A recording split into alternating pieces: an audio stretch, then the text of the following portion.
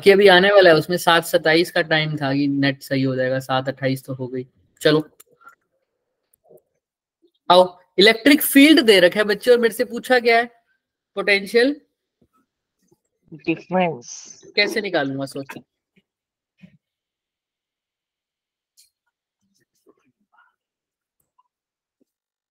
कैसे निकालेंगे? एक ही तो रिलेशन है भाई इलेक्ट्रिक फील्ड और पोटेंशियल डिफरेंस में। जैसे सर जब पोटेंशियल होता है इलेक्ट्रिक फील्ड इनटू में मतलब डिस्टेंस होता है तो वो करके। हाँ, वो होता क्या था relation? Equal to minus DV upon DR होता था ना, D upon L to minus DV upon DR. लेकिन यहाँ पर पोटेंशियल डिफरेंस निकालना है तो उसके लिए भी हमने पढ़ा था, ये डीआर उधर लेके ऐसा हो जाता था, ये ई डॉट डीआर, ये क्यों लगा रहा हूँ, is equal to minus of DV का इंटीग्रेशन। याद है डीआर को उधर ले जाते थे और दोनों जगह इंटीग्रेशन कर देते थे, यही तो कर रहे हैं। जब पोटेंशियल निकालना हो, सॉरी पोटेंशियल निकालना हो इलेक्ट्रिक फील्ड की मदद से तो ये फॉर्मूला, इलेक्ट्रिक फील्ड निकालना हो तो ये फॉर्मूला, दोनों में कोई फर्क तो है नहीं। क्लियर है? याद है ना ये फॉर्मूला? ये करवाया था या नहीं करवाया था, बोलो? करवाया था। है ना, इसके ऊपर क्वेश्चंस भी किए हुए हैं। तो अब बस याद रखना ये डॉट प्रोडक्ट है ना। अब अगर ये देखो इलेक्ट्रिक फील्ड भी एक्स डायरेक्शन में है और बात भी कौन से पॉइंट पे की हुई है पोटेंशियल की, पोटेंशियल की एक्स डायरेक्शन नहीं बोल रहा मैं, पॉइंट बोल रहा हूँ, वो भी एक्स की बात करी हुई है ना। तो मैंने इस केस में हम डॉट हटा देते थे क्योंकि कोस कितना आता था, 0। आपको ऐसे नहीं कर सकते तो आप ऐसे कर दो, ई को मैं कौन सी डायरेक्शन में लिख रहा हूँ, आई कैप में, डॉट डीएक्स भी कौन सी डायरेक्शन में होता है, आई कैप में, is equal to minus of DV. अच्छा, I cap dot I cap क्या हो जाता है, 1। तो सिंपल इसको ऐसा लिख सकता हूं ना, E D X is equal to DV minus का। क्लियर है? डॉट हट गया क्योंकि आई डॉट आई तो क्या हो गया, 1 हो गया। ऐसे ही वाई पॉइंट पे पूछा हो तो ई डी वाई लिख दूंगा, जेड पॉइंट पे पूछा हो ई डी जेड लिख दूंगा का उसका इंटीग्रेशन। मैं डायरेक्शन नहीं बोल रहा एक्स वाई जेड पोटेंशियल की, क्योंकि पोटेंशियल इज कैसी क्वांटिटी है, अरे क्वांटिटी है, स्केलर। बहुत बच्चों ने सही भी दिया था, केशव आपने क्या बोला था, वेक्टर, है ना। कैसी क्वांटिटी है पोटेंशियल, स्केलर क्वांटिटी। ठीक है, चैट बॉक्स बंद कर दो भाई अब सब। चलो अब बस वैल्यू पुट करनी है। ये फॉर्मूला तो हमको पता ही था, E D X is equal to del V, बस इसको थोड़ा सा मॉडिफाई किया हमने। ई की वैल्यू पुट कर दो, कितनी है, माइनस सॉरी ए एक्स प्लस बी, ए एक्स 20x प्लस 10 ही लिख दो। हाँ बाद में पुट कर देंगे, ए एक्स प्लस बी और साथ में क्या है D X is equal to minus D V. बस अब लिमिट पुट करते हैं। अब क्या बात कर रखी है वो ध्यान से देखो। इसने कहा हुआ है ये हमारे पास मान लो कोई पॉइंट्स हैं, यहाँ पे x इज इक्वल टू क्या है, 0 है। तो x इज इक्वल टू 0 तो ठीक है, x इज इक्वल टू 1 पर जो पोटेंशियल है वो कितना बोल दिया इसने, v1। और ऐसे ही x इज इक्वल टू -5 पर जो पोटेंशियल है उसको इसने क्या बोल दिया बच्चों, v2। दिख रहा है सब? ये देखो x is equal to v2 है, x इज इक्वल टू 1 पर क्या है, v1। अब ध्यान से एक बात देखो,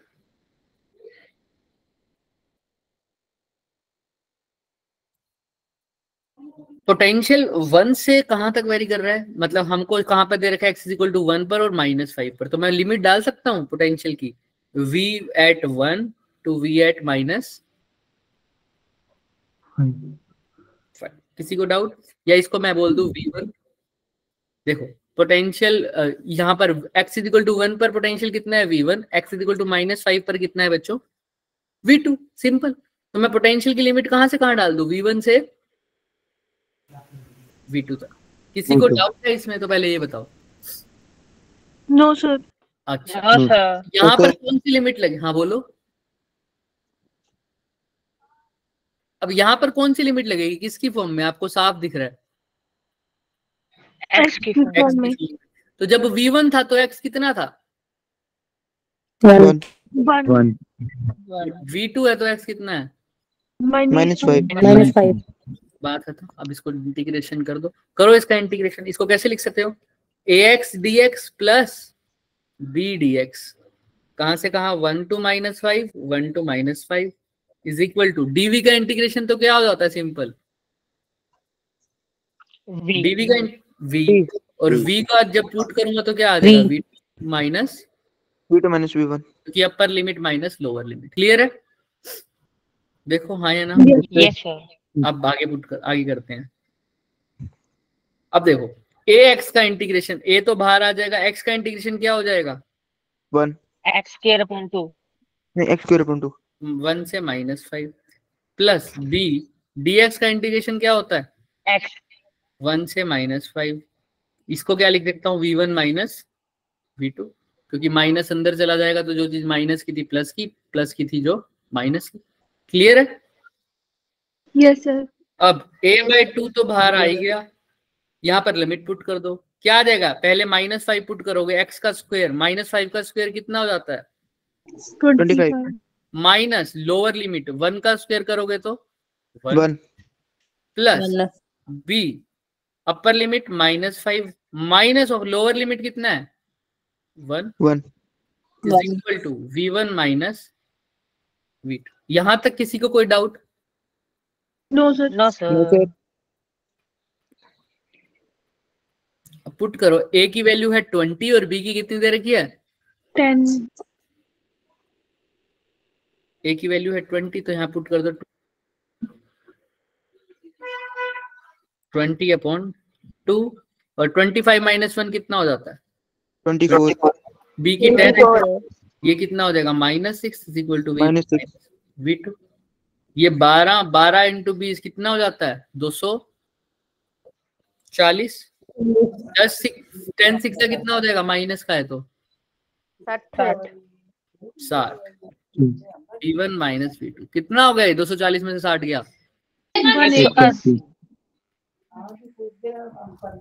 क्लियर है क्या, यस सर। Yes sir. कुछ था इसमें जो हमने नहीं करा हो, बताओ मुझे। No but sir. अगर रिवाइज करके नहीं जाओगे बच्चे तो फिर कोई कुछ नहीं कर पाएगा।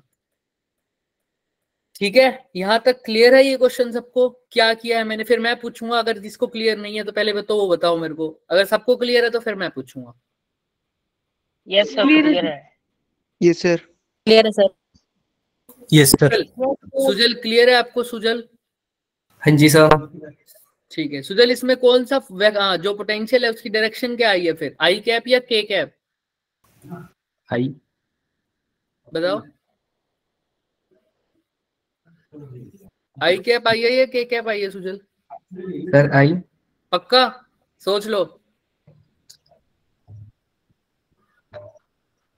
सर मेरे को तो आई लग रही। कैसे पता लग रहा है आई है? तुक्का।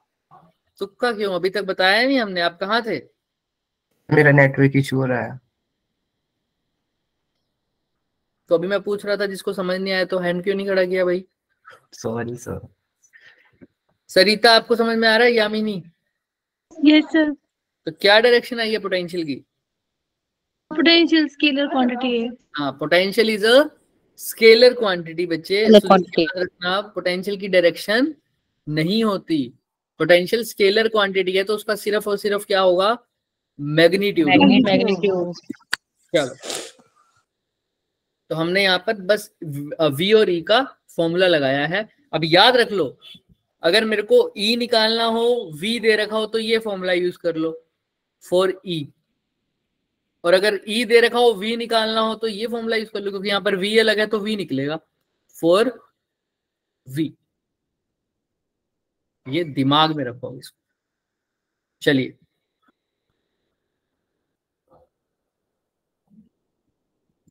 इस पर आ जाइए, क्या बोल रहे हैं ये देखो।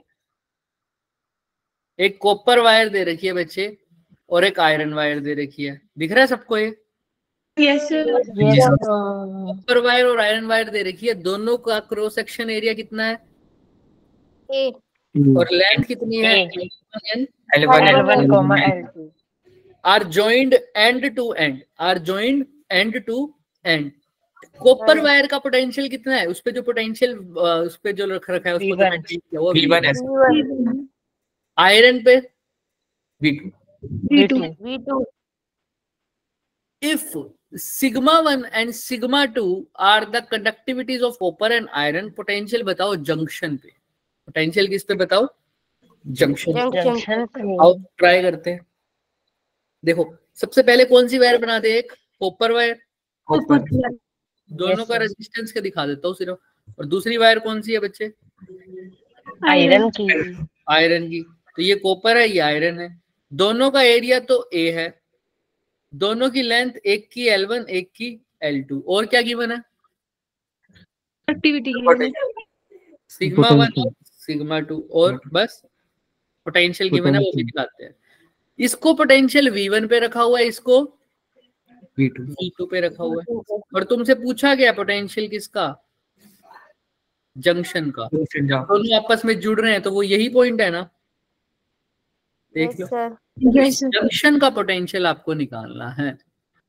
क्लियर है क्वेश्चन सबको? Yes sir. जंक्शन का पोटेंशियल मैं बोल दूं एक बारी के लिए, अगर निकालना है तो V निकालना है। कोई दिक्कत? No sir. चलो अब करंट इलेक्ट्रिसिटी जैसा क्वेश्चन दिख रहा है तो मेरे को पता है करंट इलेक्ट्रिसिटी जैसे चैप्टर में एक ही अप्रोच थी, को फॉर्मूला लिखो जिसमें निकालना है उसके फॉर्म में क्या कर दो, उसको कन्वर्ट कर दो। तो पहले देख लेते हैं हमको क्या निकालना है। हमको निकालना क्या? Potential V। अच्छा, और V का फॉर्मूला तो मेरे को पता है क्या होता है, I इंटू R। लेकिन ये दोनों रेजिस्टेंस कैसे लगे हुए हैं दोनों वायर्स आपस में? देखो सीरीज में। अगर सीरीज में लगे हुए हैं तो इनके अंदर क्या सेम होगा? करंट तो बोल दूं I1 किसके इक्वल है? I2 को अब कन्वर्ट कर देना गिवन चीजों में। अब इसके अंदर V भी आना चाहिए, R भी आना चाहिए, तो क्या लिख दूं I1 को? V1 bye V upon R R1। इसको क्या लिख दूं? V2 upon R2। लेकिन ये गलत हो जाएगा क्योंकि पोटेंशियल डिफरेंस लिखना है। क्या लिखना है? Potential difference. तो I1 के केस में जब करंट यहाँ फ्लो हो रहा हो तो पोटेंशियल का डिफरेंस कितना है? V माइनस V1 क्लियर है क्या सबको? यस जब करंट इस वायर में फ्लो हो रहा हो तो उसका क्या होगा पोटेंशियल का difference? V2 minus V2 minus V। क्योंकि अगर पहले ये V लिख रहे हो तो यहाँ पर V2 लिखोगे, है ना? ऑब्वियस ही बात है, दोनों में फाइनल माइनस इनिशियल कर रहे हो ना तुम, तो यहाँ पर फाइनल V है, इनिशियल V1 है, और यहाँ पर फाइनल क्या है? V2, और इनिशियल क्या है? V। तो V2 माइनस। इसमें किसी को कोई डाउट है तो पूछो एक बारी फटाफट। लास्ट पक्का? Yes sir. चलो अब आगे पुट करो, जो जो गिवन है उसकी फॉर्म में लिख देते हैं। अब चाहो तो यहाँ पर भी क्रॉस मल्टीप्लाई कर दो, नहीं तो पहले इसको सोल्व कर देते हैं। कोई चाहे तो इसको ऐसे भी लिख सकता है, V माइनस V1 को ऐसे का ऐसे लिख दो। R1 की जगह क्या लिख सकता हूं मैं? L1 L1 हो या सिग्मा है, रो L1 A1 क्यों नहीं लिखा? क्योंकि A1 और A2 दोनों तो क्या है? इक्वल है, दोनों का सेम है। एक क्या है? सेम। ऐसे यहाँ क्या लिख दूं? V2 minus V divided by rho 1 लिखना चाहिए और A से लेकिन यहाँ पर रो तो गिवन ही नहीं है मेरे को, रो की जगह कुछ और गिवन है, वो कन्वर्ट कर दो। क्या? सिग्मा में सिग्मा में कन्वर्ट कर दो। इसको यहाँ पर लिख दें, चलो नीचे लिख देते हैं। इसको क्या लिख सकता हूँ मैं? यहाँ लिख रहा हूँ, देखो V माइनस V1, रो की जगह क्या लिख देता हूँ? 1 अपॉन सिग्मा 1 अपॉन सिग्मा। ठीक है, L1 right is equal to V2 minus V, rho 2 की जगह क्या लिख सकता हूँ? 1 अपॉन सिग्मा 2, और L2 की जगह L2 ही रहने दो। क्लियर है सब? अब चाहो तो और चेंज कर दो। ये सिग्मा 1 डिवाइड के डिवाइड में तो कहाँ जाएगा? ऊपर multiply minus V1 by L1 is equal to, ये रो सिग्मा 2 ऊपर चला जाएगा, V2 minus V bye L2। Clear है क्या सबको? Yes sir. खोल दो इसको। तो क्या आ जाएगा, sigma 1 v minus sigma 1 v1 divided by L1 is equal to sigma 2 v minus sigma 2 v divided by L2। किसी को कोई doubt? No sir. No sir. Answer मेरा वैसे तो यहीं तक आ जाए, मेरे को v निकालना है, v वाली टर्म्स अलग कर दो, क्रॉस मल्टीप्लाई करके कर दो, चाहे जैसे मर्जी कर दो। क्रॉस मल्टीप्लाई करके करोगे तो क्या आ जाएगा बताओ? Sigma sigma 1 v L2 minus sigma 1 v1 L2 is equal to sigma 2 v2 L1 minus sigma L1 minus sigma 2 VL। अब v निकालना तो v वाली टर्म्स अलग कर दो, v1 v2 वाली अलग। तो कैसे कर सकता हूँ? यहाँ पर v तो पड़े ही रहने दो, इधर ले प्लस का हो गया, So V sigma 2 v L1 L1 is equal to is sigma equal 2 to v2 2 L1, L1 ये उधर ले plus प्लस। डन भाई। अब तो ये वाला काम तो कोई भी कर सकता है क्योंकि मैथ्स का है, जैसा फ्लो बन रहा है तुम्हारा वैसे कर दो, वो तुम्हारे ऊपर है। हमारा तो काम वही खत्म हो गया जब हमने वैल्यूज पुट कर दी। अब सारा काम किसका है? मैथ्स का है, हमारा है ना, मैथ्स का है। तुमको मैथ्स कैसे यूज करना है वो तुम्हारे ऊपर। अब v को निकालना है तो v कॉमन ले लो, तो क्या आ जाएगा, sigma 1 L2 plus sigma 1 L2 L1। L1। यहाँ पर तो कुछ कॉमन आ ही नहीं रहा, तो ऐसे का ऐसे लिख दो। Yes sir. डन। अब मेरा तो v चाहिए मुझे, तो Yes, पुट कर देते हैं, sigma 2 L1 v2 plus sigma 1 L2 v1 divided by क्या है बच्चे, sigma 1 L2 plus sigma 2 L1। But आप आंसर में जाके देखिए कि ऑप्शन में ऐसा कुछ दिख रहा है आपको?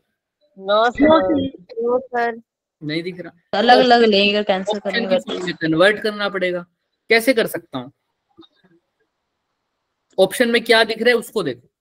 ऑप्शन में सब के अंदर सिग्मा 1 के साथ कुछ ना कुछ डिवाइड हो रहा है ना, और सिग्मा सिग्मा 2 के साथ। Yes sir. तो जो मल्टीप्लाई ऊपर वो नीचे डिवाइड L2 कर दो। हाँ देखो, सिग्मा 1 के साथ L1 डिवाइड हो रहा है और सिग्मा 2 के साथ L2। हाँ तनिका बोलो। सर कुछ नहीं, बाय मिस्टेक हो गया। ठीक है, तो L1 और L2 आ रहा है डिवाइड में, तो मैं क्या कर रहा हूँ देखो। अब इसमें जब भी ऐसी सिचुएशन आ जाए, मैंने एक चीज करनी है, मेरे को यहाँ से L1 और L2 कॉमन ले लेता हूँ, ऊपर से भी और नीचे से भी। ऊपर L1 L2 कॉमन लूंगा तो देखो क्या बन रहा है, सिग्मा 2 और V2 तो वैसे का वैसे लिख दो, लेकिन यहाँ L1 है, L1 तो कॉमन आ गया। क्या इस टर्म में L2 है? No sir.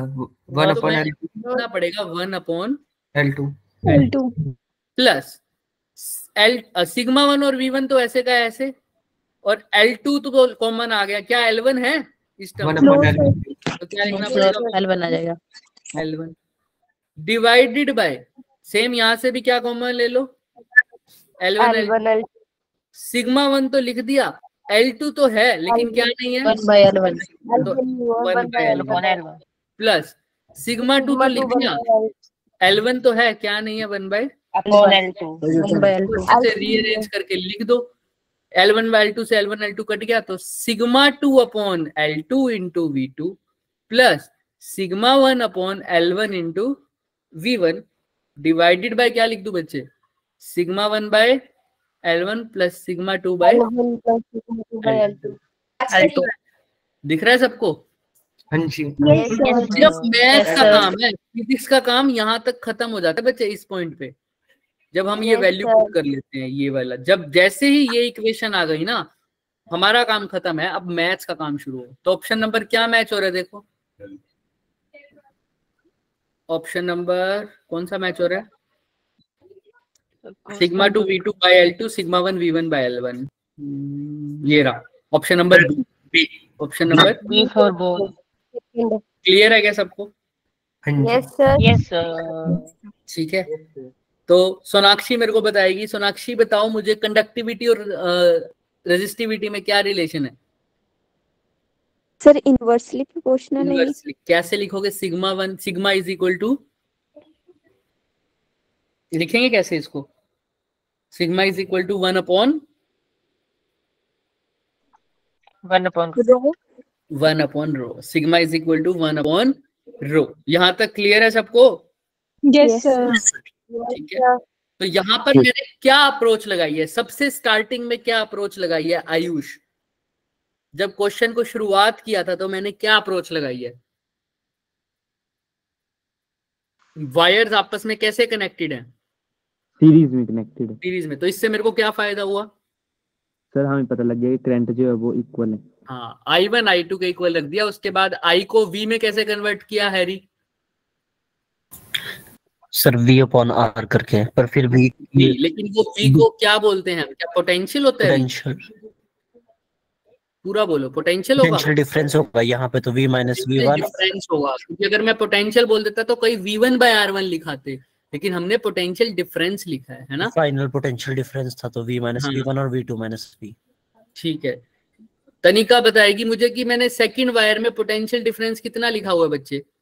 सेकंड वायर में सर कहाँ पे? सेकंड वायर, जो सेकंड वायर है उसमें पोटेंशियल डिफरेंस कितना लिखा है मैंने?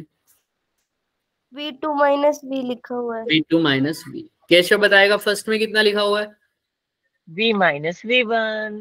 V माइनस V, याद रखना इस बात। चलो अब ये क्वेश्चन देखो, इसमें क्या निकालना है बच्चे? इक्विवेलेंट कैपेसिटेंस निकालना है। इक्विवेलेंट कैपेसिटेंस निकालना है, तो कैसे करेंगे बताओ? सोचो थोड़ा सा।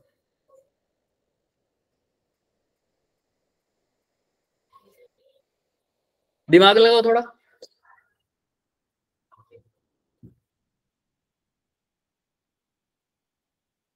किसी को भी समझ नहीं आ रहा? मैं हिंट देता हूं। एक चीज बोली थी मैंने कि जब तक वायर के बीच में कहीं पर भी रजिस्टर या कैपेसिटर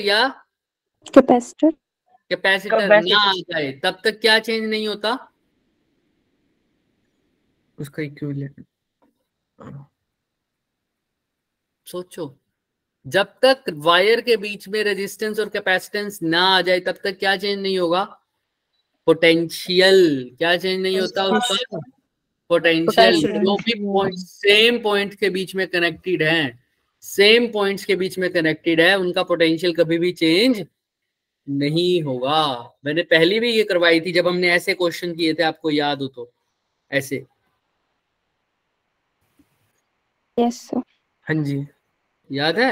हमने कहा था ये देखो अगर ये सेम पॉइंट से कनेक्टेड होंगे, अगर ये जैसे मैं इसके एग्जांपल दे दूं, यहाँ पर सिर्फ एक वायर हो तो हम यहाँ पर भी नहीं लगा सकते। एक सेकेंड, यहाँ पर एक वायर हो मान लो ये,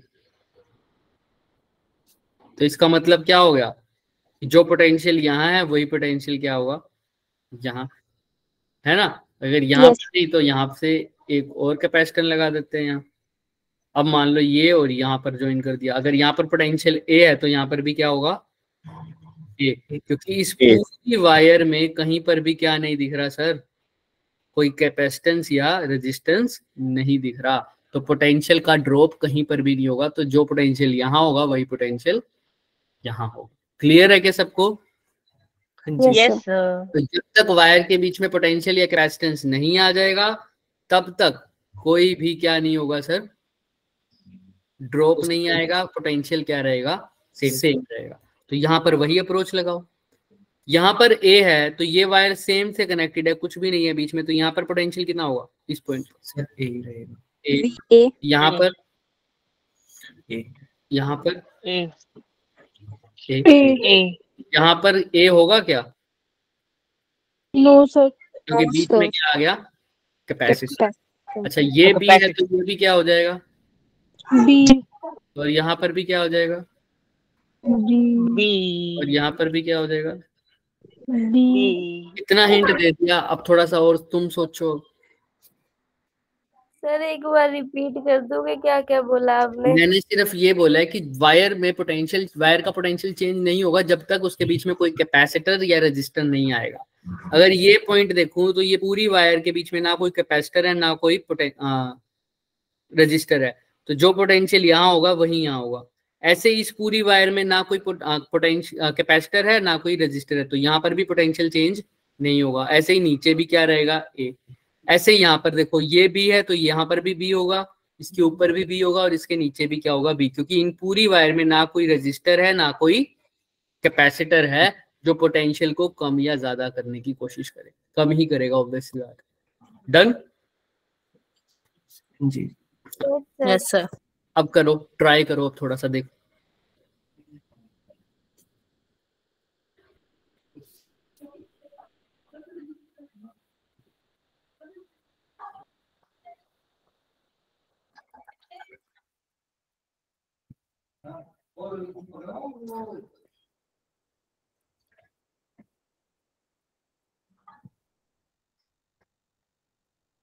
करो, ट्राई करो।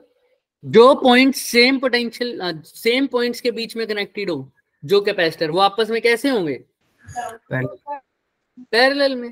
बस सर पैरेलल में होंगे, फिर होंगे सीरीज में बीच वाले। ट्राई करो, देखो देखो पहली ब्रांच में दो कैपेसिटर आपस में कैसे हैं, पहले तो ये बताओ। सर पैरेलल में। देख लो देख लो, सीरियस में लग रहे हैं मेरे को। पहली ब्रांच तो ये वाले कैपेसिटर आपस में कैसे कनेक्टेड हैं? सीरीज में। सीरीज में। लेकिन ये दोनों है कौन से दो पॉइंट्स के बीच में? A and B. तो इन दोनों को हटा के सी और सी का जो इक्विवेलेंट कैपेसिटेंस आएगा क्या आ जाएगा? C/2। C/2। C/2 क्योंकि सीरीज में कैसे ऐड होते हैं? 1/C करके। कैपेसिटर है ना रेजिस्टेंस का उल्टा। तो ये पॉइंट ए था, ये पॉइंट बी था, इन दोनों के बीच में ऊपर वाली ब्रांच का जो आया वो कितना आया? C/2। क्लियर है? यस। अब सबसे लास्ट वाली ब्रांच देखो, ये दोनों आपस में कैसे हैं? C/2। सीरीज में। लेकिन इनके बीच सीरीज में कौन से दो पॉइंट्स के बीच में कनेक्ट हैं? ए एंड बी में। A and B. A A और बी के बीच में एक और कैपेसिटर लग दो, उसकी वैल्यू भी कितनी आएगी? C/2। अच्छा, और कोई? अब ब्लू वाले देखो, ये वाला डायगोनल, ये दोनों क्या सीरीज में ही है। क्योंकि इसका मतलब है कि इनके बीच में कोई कनेक्शन नहीं है, इस वाली डायगोनल और उस वाले डायगोनल। तो ये दोनों भी आपस में कैसे हैं? आपस में सीरीज में। सीरीज में फिर से C/2 है कौन से दो पॉइंट्स के बीच में? A और B में। तो ये भी आपस में कैसे हैं? सीरीज में। तो ये लिख दूं C/2। अच्छा, जो लास्ट वाला है वो भी कैसे है आपस में? सीरीज में है C/2। है भी कौन से पॉइंट्स के बीच में? A और B। तो यहाँ पर लिख दो C/2। अब ये सारे आपस में किसमें हो गए? पैरेलल। पैरेलल। और पैरेलल में डायरेक्ट ऐड होते हैं क्या? Yes sir. C/2 plus C/2 इसको क्या लिख सकता हूँ? 4 × C/2 यानी आ जाएगा। 2C। क्लियर है क्या सबको? Yes sir. कुछ भी नहीं था बच्चे, इसके अंदर कुछ भी नहीं था। ऐसे ऐसे क्वेश्चन तो इससे मुश्किल क्वेश्चन किए हैं हमने इक्विवेलेंट कैपेसिटेंस में। इसमें तो सिर्फ हमने बस तुमको वही दिमाग में रखना था। जब अगर किसी को याद नहीं है तो वो जाके रिकॉर्डिंग देख भी सकता है। ये बात मैंने 4-5 बार बताई है एक लेक्चर में कम से कम, कि जब तक वायर सेम वायर से कनेक्ट है, दो पॉइंट्स, अगर उनके बीच में कोई कैपेसिटर या रेजिस्टर नहीं है तो पोटेंशियल चेंज नहीं होगा। जो पोटेंशियल पहले है वही पोटेंशियल बाद में रहेगा। ठीक है, याद रखना इस बात। Yes sir. चलिए नेक्स्ट ट्राई करते हैं। किसी को कोई डाउट इसमें? No sir. पक्का? हाँ जी पक्का सर। बिल्कुल पक्का। रोहित सीरीज में कैपेसिटर का फॉर्मूला क्या होता है बच्चे? रोहित कुमार, मैं रिमूव करना शुरू करूंगा आप जो रिप्लाई नहीं करेगा मेरे को। मैंने 11th क्लास में ऐसा किया भी है। 1/C1 + 1/C2 करके सर। Very good. सीरीज में कैसा रहेगा? 1/C1 + 1/C2 करके। क्या हो गया तनिका? सर मैंने ना अपनी हड्डियां तोड़ ली है पूरी, अब मुझे बड़ी दर्द हो रही है। मतलब? मैं कल भी नीचे गिरी थी, आज भी नीचे गिरी हूँ स्कूल में। चलो कोई बात नहीं, कर लो, रेस्ट कर लो। ठीक, बहुत दर्द हो रही है, पैर में मोच आ गई आज तो मेरे फिर से। ठीक है बच्चे, ठीक है, रिकॉर्डिंग देख लेना। Yes sir.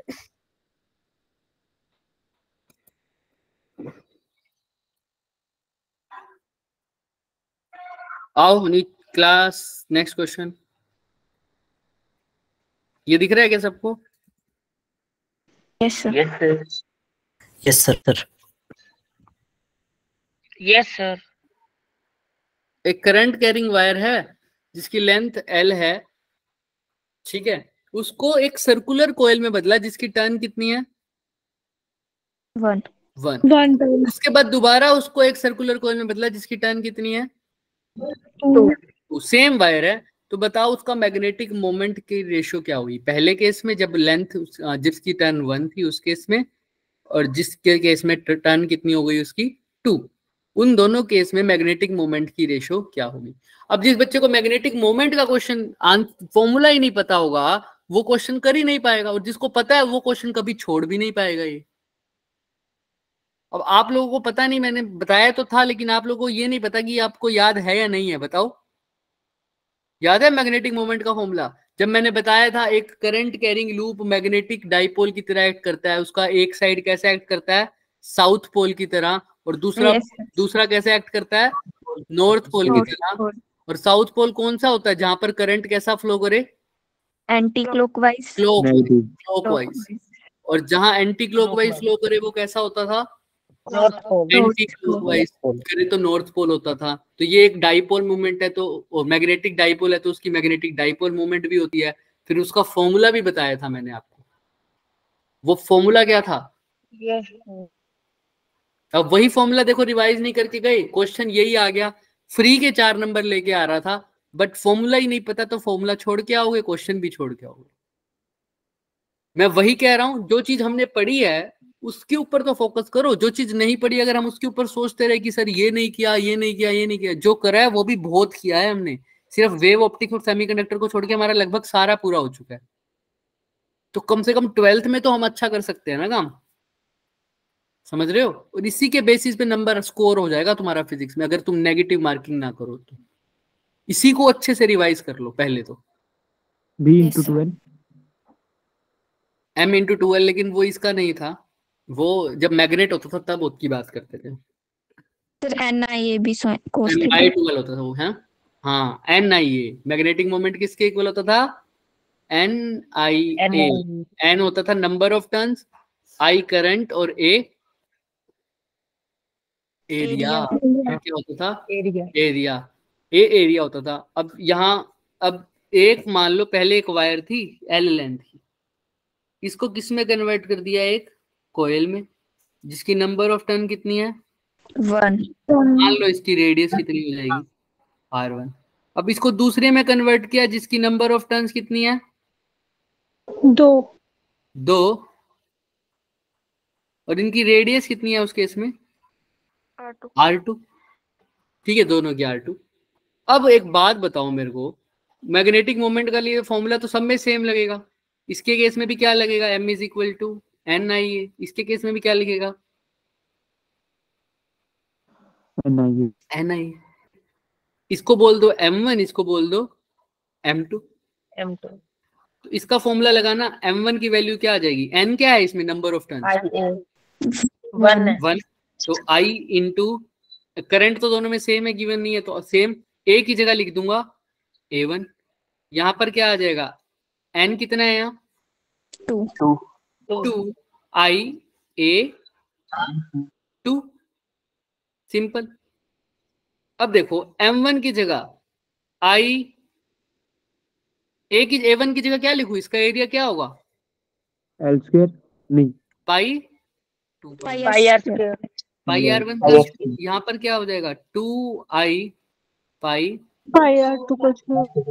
अब ना मेरे को R1 पता है ना मेरे को R2 पता है, लेकिन मेरे को लेंथ पता है कि ये वायर से बदली है ना ये दोनों वायर। तो दोनों केस में लेंथ तो क्या होगी? सेम। R1 के लिए देखो, जब ये पहले में कन्वर्ट हुई होगी तो L किसके इक्वल होगी? इसकी लेंथ किसके इक्वल होती है? सर्कमफ्रेंस के 2 पाई R1, क्योंकि टर्न एक ही है। तो R1 की वैल्यू कितनी आ जाएगी? L/2 पाई। तो यहाँ तो R1 की वैल्यू पुट करूंगा तो सिंपल क्या बन जाएगा? I पाई R1 का स्क्वायर मतलब L² 4 पाई। यहाँ पर किसी को कोई डाउट? आसान था। अब सेकंड वाली वायर भी बनी हुई इसी वायर से है, तो उस केस में भी L किसके इक्वल होगा? 2 पाई R2। लेकिन इस केस में एक टर्न की सरकमफ्रेंस नहीं, कितनी टर्न की लेनी पड़ेगी? 2 टर्न। तो किससे मल्टीप्लाई करना पड़ेगा इसको? 2 से। 2 से। तो L किसके इक्वल हो जाएगी? 4 पाई R2। तो R2 किसके इक्वल हो गया? L/4 पाई। बस R1 और R2 का ही तो खेल था इसमें।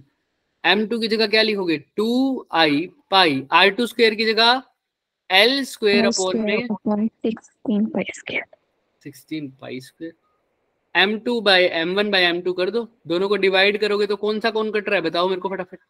I से I, पाई से I से पाई, L to से L स्क्वायर से L स्क्वायर। तो M1 बाय M2 किसके इक्वल आ जाएगा बच्चे? ऊपर क्या बच रहा है यहाँ 1 और यहाँ क्या बच रहा है नीचे 2। पाई स्क्वायर से पाई स्क्वायर कट गया, यहाँ आ रहा है 4, ऊपर क्या आ रहा है यहाँ 16, Yes. ये 16 ऊपर चला जाएगा।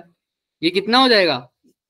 8 2/1। 2 जा 16। तो M1 बाय M2 की रेशियो कितनी आ गई? 2:1। ऑप्शन नंबर क्या आ रहा है? सी। B. क्या है? सी। C. क्या था इसके अंदर? जिस बच्चे को सिर्फ फॉर्मूला पता है उससे हो नहीं जाता ये फॉर्मूला, बताओ। Yes. बाकी तो सरकमफ्रेंस का फॉर्म केस करना था कि भाई R1 और R2 कैसे निकालेंगे। फिर भी किसी को कोई डाउट है यू कैन आस्क, पूछ लो अभी भी। No sir. देख लो मुझे तो कुछ लगा नहीं इसमें। क्या ये मुश्किल क्वेश्चन था क्या? आप खुद बताओ। No sir. कुछ भी ऐसा था इसके अंदर? बाकी सब Lavanya, Sonakshi, Jessica, Sandeep, Keshav, Ayush, Yes, Yes, sir. sir. Yes, sir. Clear है सबको? Yes, sir. Armaan, Yes sir. Harry, Yes, sir. Yes, sir. Kritika, Mohit, Radha, Samar, Shivam, Shivansh, Shubham, Sujal, Vansh और विशाल। यहाँ पे L equal to 2 pi R1 कैसे आया? L is equal to 2 pi R1 ऐसे आया बच्चे क्योंकि वही एक वायर थी जो किस में कन्वर्ट हुई है? L लेंथ की वायर को ही हमने सर्कुलर वायर में कन्वर्ट किया है। तो जो इसकी लेंथ होगी वो इसकी लेंथ की इक्वल होगी क्योंकि वायर की लेंथ तो चेंज की नहीं। तो इसकी लेंथ L थी तो उसकी भी L के इक्वल होनी चाहिए, लेकिन इसकी होती कितनी है? सर्कल की लेंथ जो उसकी सरकमफ्रेंस होती है वो कितनी होती है? 2 पाई R। क्योंकि इसका रेडियस R1 था तो वो R1 लिखा। डन। जब भी एक वायर दूसरी वायर में कन्वर्ट होती है तो उसकी लेंथ कभी भी चेंज नहीं होती। क्लियर है? चलें आगे। Yes. Yes sir. Yes sir. Sir आप एक बार साउथ पोल और नॉर्थ पोल वाली बात बोल रहे थे, मेरी लेफ्ट हो गई थी ना क्लास, एक बार दोबारा रिपीट मैं ये कह रहा था कि ये करंट कैरिंग लूप हमारा कैसा एक्ट करता है? मैग्नेटिक डाइपोल की तरह। जहां पर करंट क्लॉकवाइज होता है जिस साइड, उस साइड साउथ पोल बनता है। ये देखो ऐसे। जिस उल्टी साइड करंट कैसा होगा? Anti clockwise. तो वो कौन सा पोल की तरह एक्ट करेगा? North pole. तो ये एक डाइपोल की तरह एक्ट करता है और इसकी फिर डाइपोल मूवमेंट भी होगी और उसका फॉर्मूला हमने अभी पढ़ा है NIA। बस यही पढ़ा था। Okay sir. आओ अब इसको देखो, ये क्वेश्चन दिख रहा है? Yes, sir. अब ये है ऑप्टिक्स का। ऐसा क्वेश्चन हमने देखा नहीं क्योंकि हमने लेकिन कनकेव कन्वेक्स शुरू कर दिया, तो आपको आना चाहिए ये क्वेश्चन थोड़ा बहुत। देखो ट्राई करके देखो।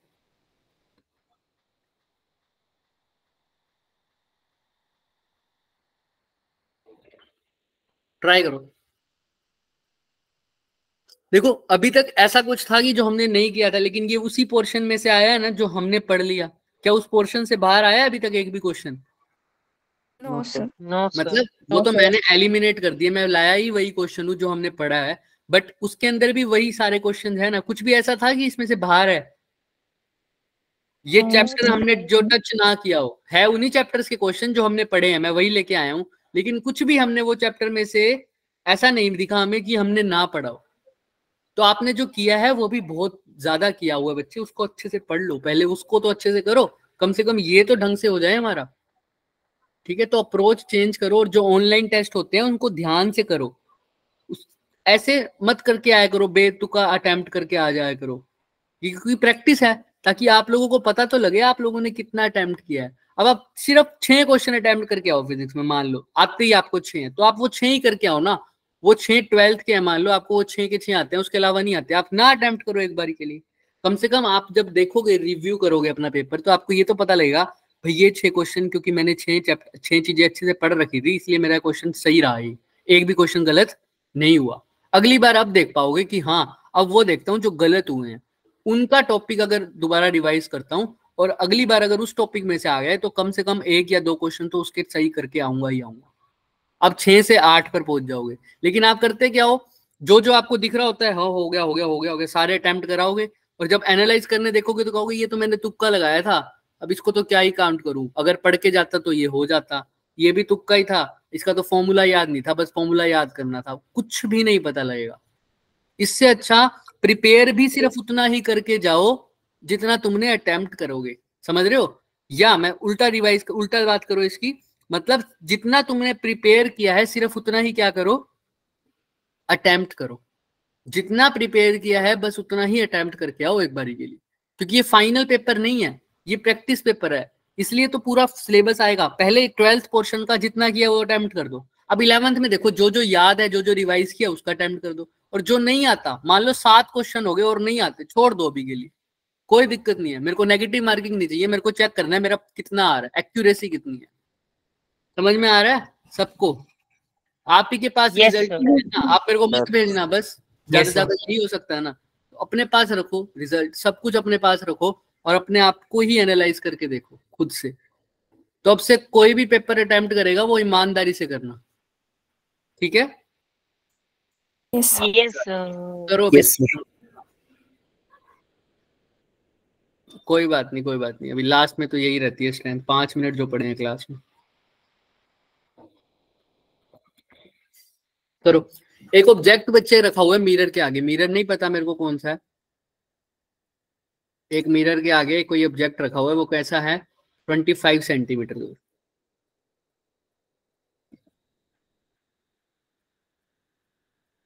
मैग्निफिकेशन क्या दे रखी है उसकी? M1।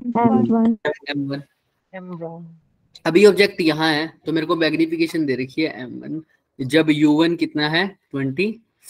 अब मेरे को नहीं पता मिरर कैसा है, लेकिन मैं ऑब्जेक्ट को रियली ट्रीट कर रहा हूँ अभी, जब तक मेंशन नहीं है, तो U की वैल्यू तो कैसा लूंगा? नेगेटिव। अब वो कह रहा है कि द ऑब्जेक्ट इज रिप्लेस्ड या मूव्ड 15 सेंटीमीटर अवे, दूर चला गया, कहां से? With respect to earlier position, जहां से अब है वहां से 15 सेंटीमीटर और दूर चला गया, तो अब कहां पहुंच गया ऑब्जेक्ट? -40। तो U की वैल्यू कितनी आ जाएगी? -40। उस केस में मैग्निफिकेशन दे रखी है M2, और वो कह रहा है M1/M2 भी गिवन है कितना? 4। तुम बताओ फोकल लेंथ मिरर की कितनी है? अब वही चीज, जो चीज तुम्हें पता है वो चीज लिख दो। 4 = -V/U। ऑब्वियस ही बात है, मैग्निफिकेशन का फॉर्मूला है और U की बात हो रही है, तो मेरे को एक ही फॉर्मूला पता है, क्या सर? M = -V/U। यही पता है ना सबको, हाँ या ना? Yes sir. M1 की जगह तो ये लिख दूंगा, M2 की जगह ये लिख दूंगा, राइट है ना? इसको बोल दो V' और U', क्योंकि जब M2 में ऑब्जेक्ट डिस्टेंस चेंज किया या नहीं किया सेकंड केस में, बताओ? तो इमेज डिस्टेंस भी क्या होगा? चेंज होगा। अब मेरे को निकालना क्या है?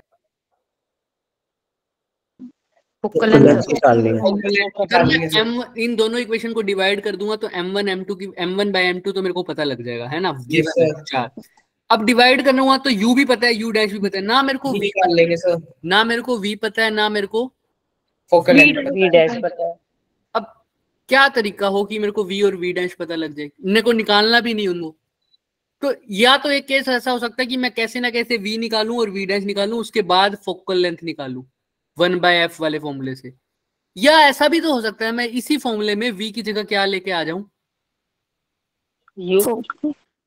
सोचो, V तो चेंज हो रहा है, मैं चाहता हूँ कि मेरी ऐसी चीज आए जो दोनों साइड कट जाए, जो चीज चेंज ना हो। कौन सी चीज है जो चेंज नहीं होगी?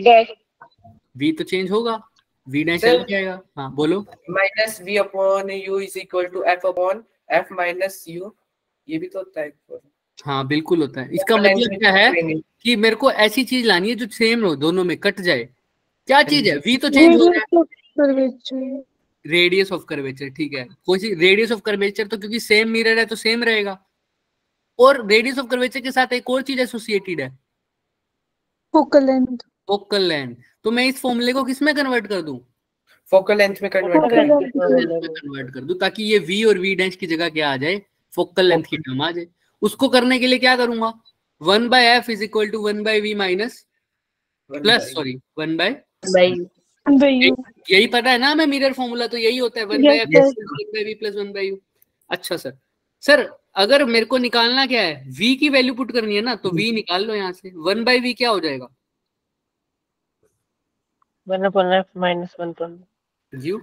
अब इसको एलसीएम लोगे तो क्या आ जाएगा, uf। ये क्या आ जाएगा, u माइनस f। अब आ जाओ, तो v की वैल्यू क्या आ जाएगी बच्चे, uf माइनस f। अब देखो इसमें u है और f है, f मेरे को निकालना है और u मेरे को पता है। Yes sir. पुट कर देते हैं इसमें। आओ, तो मैं m1 की जगह पुट करूंगा, तो ध्यान से देखना, माइनस तो है ही।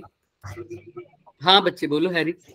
Sir 1/f equals to -1/u plus 1/v नहीं होता फॉर्मूला? नहीं, वो 1/v माइनस 1/u लेंस में होता है, लेंस। ठीक है, जिसमें -1/u होता है वो हाँ, लेंस का है। वो लेंस का होता है। हाँ लेंस। Yes sir. चले, अब देखो v माइनस तो है ही, माइनस का माइनस, v की जगह क्या लिखना है बच्चे, uf divided by u minus f, और डिवाइड बाय क्या है, u। ऐसा ही है क्या, हाँ या ना? Yes sir.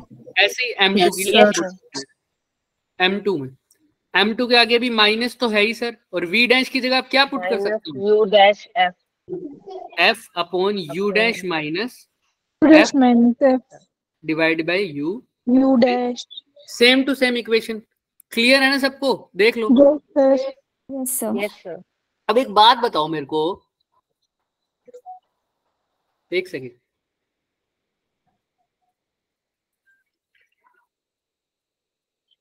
चलिए अब एक बात बताओ मेरे को, क्या क्या कट रहा है, आराम से काट दो, दोनों इक्वेशन को डिवाइड कर दो। उससे पहले भी एक चीज कट रही है, u से u डैश से u डैश। अब m1 बाय m2 डिवाइड कर दो, m1 बाय m2, माइनस से माइनस भी काट दूं। Yes sir. तो ऊपर क्या आ गया, f से f भी कट रहा है क्या, काट दिया। ठीक है, देख लो बोलो, चले आगे। तो ये टर्म ऊपर आ जाएगी, ये टर्म नीचे आ जाएगी, क्योंकि डिनोमिनेटर में। तो u dash minus f divided by u minus f। Clear है? देख लो अभी यहाँ तक कैलकुलेशन में किसी को डाउट है? मेरे से भी गलती हो सकती है, देख लो किसी को कोई डाउट है। चलिए, m1 बाय m2 की रेशियो कितनी दे रखी है, 4। u डैश कितना है, बाद में डिस्टेंस कितना हो गया था, 40 माइनस का 40 minus of f divided by u की जगह क्या पुट करूं, पहले कितना था, -25 माइनस ऑफ f। सोल्व कर दो, क्रॉस मल्टीप्लाई करके कितना हो जाएगा, -100 minus 4f is equal to -40 minus f, -100 plus 40 कितना हो जाएगा, ये -60 और ये -4f प्लस का हो जाएगा, तो कितना हो जाएगा, 3f प्लस 3f है ना, माइनस उधर जाके प्लस का हो जाएगा। तो ये कितना आ जाएगी फोकल लेंथ, -20। इसमें मैग्नीट्यूड की फॉर्म में पूछ रखे तो मैग्नीट्यूड भी बता देना कितना है, बताओ कौन सा ऑप्शन आ रहा है, ऑप्शन नंबर। क्लियर है? कुछ भी नहीं था बच्चे, बस थोड़ा सा दिमाग लगा के काम करना है और हो जाएगा। प्रैक्टिस थोड़ी सी तो हम करेंगे ही ना। अभी क्रैश कोर्स में आपके बहुत सारे न्यूमेरिकल्स करेंगे, 15 मिनट थ्योरी होगी और 45 मिनट हमारा क्या होगा, सिर्फ न्यूमेरिकल पोर्शन होगा। तो तैयार होके आना उसके लिए, ठीक है? चलिए, अब ये क्या है, ये क्वेश्चन है, देखो इसमें क्या गिवन है, एक सेकंड। इसमें गिवन है एक मास है पार्टिकल m का, ठीक है, पार्टिकल m है, ठीक है, इट पार्टिकल का मास है m, उसकी काइनेटिक एनर्जी 4 टाइम बढ़ गई। अरे बताओ अब इस क्वेश्चन में क्या ही करोगे? डी ब्रोगली वेवलेंथ के बारे में बात हुई है, लैम्डा के बारे में बात हो रही है यानी, और मास के बारे में और काइनेटिक एनर्जी। एक ही फॉर्मूला है लैम्डा का, तो क्या है? Lambda is equal to de Broglie में h upon under root 2m p है। Very good. अब p को अभी किस में कन्वर्ट करना पड़ेगा? काइनेटिक एनर्जी में। काइनेटिक में तो अभी केशव ने जो बोला वही लगा दो। p को अंडर रूट क्या लिख सकता हूँ? अंडर रूट 2m के, यही तो होता है क्योंकि p स्क्वायर बाय 2m किसके इक्वल होता है? काइनेटिक एनर्जी के। तो p किसके इक्वल हो जाएगा? अंडर रूट 2m के। क्या ये बात बताई नहीं हुई मैंने? Yes sir. तो वही कर दो। लैम्डा 1 है तो यहाँ k1 लिख दो, मास तो सेम है, और लैम्डा 2 है तो यहाँ क्या लिख दो? k2। दोनों इक्वेशन को डिवाइड कर दो, h से h गया, 2m से 2m गया, तो लैम्डा 1 बाय लैम्डा 2 किसके इक्वल आ जाएगा? Under root of k2 by k। तो lambda 1 by lambda 2 is equal to k2 कितने टाइम्स है? 4 टाइम्स। 4 के इधर लिख दू k1, k1 से k1 गया, तो लैम्डा 1 बाय लैम्डा 2 किसके इक्वल आ गया बच्चों? 2 के, क्योंकि अंडर रूट 4 होता है 2। तो लैम्डा 2 क्या आ गया? लैम्डा 1 बाय 2, यानी पहले से हाफ हो गई या डबल हो गई? Half. Option number B. Clear है क्या सबको? तो ऐसे ऐसे क्वेश्चन हमने करने हैं। मैंने तुम्हें पहले ही बताया था, जिसने मॉडर्न फिजिक्स करी है मैं अच्छे से, ड्यूअल नेचर, एटम्स, न्यूक्लियाई, उसके क्वेश्चन तो रुकने ही नहीं चाहिए। उसको तो सिर्फ पता है फॉर्मूला बेस्ड क्वेश्चन आएंगे, अगर वही रिवाइज करके जाऊं तो क्वेश्चन तो इसी में से आ जाएंगे। अगला क्वेश्चन सेम मॉडर्न फिजिक्स का है और सेम अप्रोच का, देख लो।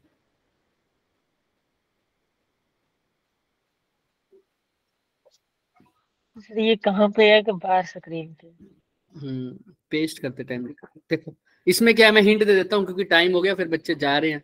डी ब्रोगली वेवलेंथ है लैम्डा, ठीक है, इसके इलेक्ट्रॉन की, और उसका मास दे रखा है। डी ब्रोगली वेवलेंथ पूछी है, मास दे रखा है इलेक्ट्रॉन का कितना?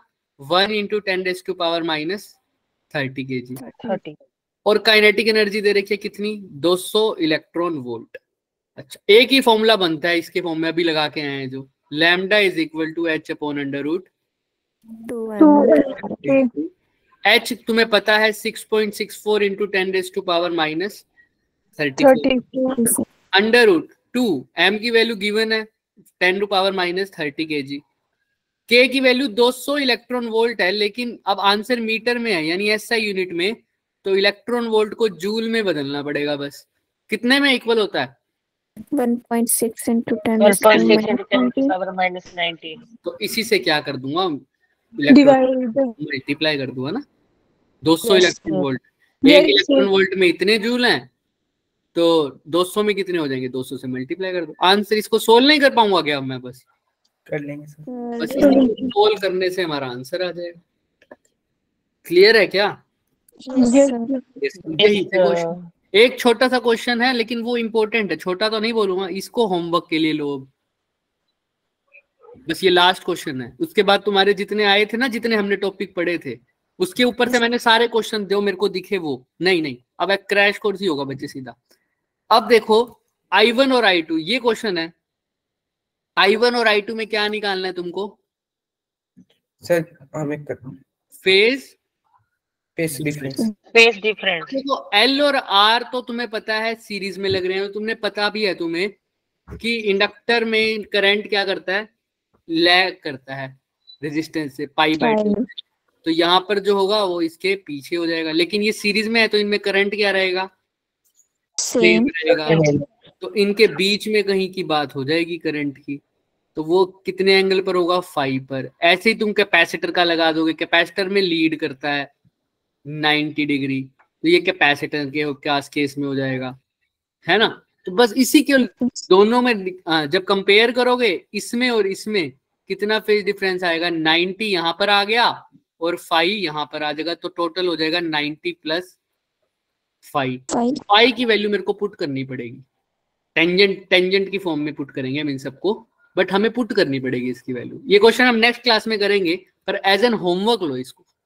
क्या करोगे? एज एन होमवर्क लो, ठीक है? क्योंकि लास्ट क्वेश्चन है, एक बार के लिए होमवर्क करना। मैंने B1 में भी इसको होमवर्क दिया है, तो इसको एज एन होमवर्क लेके आएंगे तुम। नेक्स्ट क्लास में करेंगे इसको, ठीक है? आते ही, लेकिन तुमसे पूछूंगा पहले। हिंट दे दिया मैंने तुम्हें, हमें सबको पता है लैग करता है, लीड करता है, बस ये दिमाग में रखना।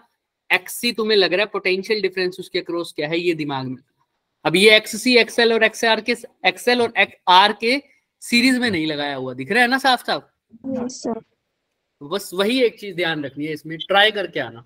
इसके अलावा जितना भी क्वेश्चन हमने पढ़ा था, जितने चैप्टर्स हमने किए थे, उसके अंदर मैंने एक भी क्वेश्चन नहीं छोड़ा उस टेस्ट में से जो हमने चैप्टर किए हुए हैं। सेमीकंडक्टर मैंने नहीं उठाया, वेव ऑप्टिक्स मैंने नहीं उठाया, और रिफ्रैक्शन नहीं उठाया। समझ रहे हो? दो ही, ऑप्टिक्स वाला पार्ट और सेमीकंडक्टर वाले पार्ट को छोड़ के सब लिया हुआ मैंने। एक्स्ट्रा क्लास अभी तो बताया आपको क्या था, अब वो क्रैश कोर्स होगा ना, फिर उसी में ही सब कुछ होगा बच्चे, ठीक है?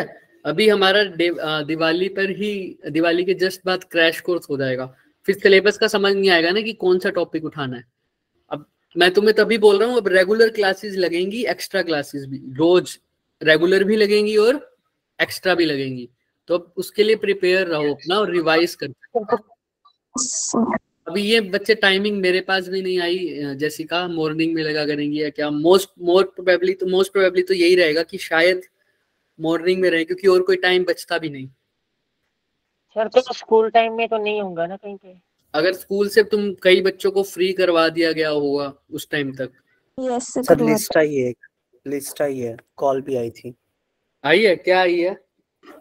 मेरे तो पेरेंट्स से बात करी, बोला कि कुछ बच्चों को कहा है कि सिलेक्ट किया है कि उनके लिए मतलब स्कूल से उनको छूट, मतलब वैसे करके स्कूल में लेटर आ जाएगा कि इनका स्कूल सिर्फ हफ्ते में 1 या 2 बार ही जाएगा। हाँ, तो मुझे पेरेंट्स से पूछा था कि आपको कोई प्रॉब्लम तो नहीं हो सकता। हाँ, तो उसी हिसाब से देख लो, उन बच्चों का फिर दिन में हो जाएगा, उसी हिसाब से एक्स्ट्रा क्लासेस लगेंगी बच्चे, ठीक है? तो टाइम देख रहे हैं, कोशिश कर रहे हैं, बट एक्स्ट्रा जो क्रैश कोर्स होगा वो लगेगा जरूर अब दिवाली के बाद। टाइमिंग मैं नहीं बता पा रहा क्योंकि मुझे भी अभी कंफर्म नहीं है, वरना मैं बता देता, ठीक है? तो तब तक, जब तक दिवाली तक का टाइम है, तो अपना प्रिपेयर करके रखो, अपने वो टॉपिक्स खुद छानने की कोशिश करो। मैंने आपको लिस्ट भी भेजी हुई है एक, बट आपको नहीं तो आप ध्यान से अपने एंड से भी देखो कि आपका 12th का कौन कौन सा पोर्शन आपका वीक है। 12th का तो मोस्ट ऑफ द 80% सिलेबस हमने कर दिया है, समझ रहे हो? 20% में, क्योंकि कम्युनिकेशन तो लगभग वैसे ही हटा दिया गया है सिलेबस से, सेमीकंडक्टर का भी बहुत सारा पार्ट हटा दिया गया है सिलेबस से, तो अच्छी बात है हमने सेमीकंडक्टर नहीं छेड़ा। तो बस एक ऑप्टिक्स वाले पार्ट को छोड़ के हमने सब कर दिया है, तो आप समझ लो 80% तो आपका लगभग हो ही गया ना सिलेबस। अभी देखते हैं बच्चे, केशव उसका ध्यान रखेंगे हम भी। मेरे को भी अभी पता नहीं ना टाइमिंग, क्या पता शाम की ही हो, बट मैं जो बोल रहा हूँ वो ध्यान रखो ना कि क्रैश कोर्स से पहले अपनी एक लिस्ट बना के रख लो कि मेरा इस टॉपिक में गड़बड़ है। और वो कैसे पता लगेगा? टेस्ट पेपर सोल्व करो, चाहे प्रीवियस ईयर्स के चाहे अवंती के। मैं कहता हूँ प्रीवियस ईयर्स के करो, ठीक है? क्लियर है सबको? कोशिश करूंगा बच्चे, मेरे को पहले पता तो लगे टाइमिंग, अभी मेरे को टाइमिंग आई नहीं है मेरे पास। हाँ हैरी बोलो। सर जिन बच्चों को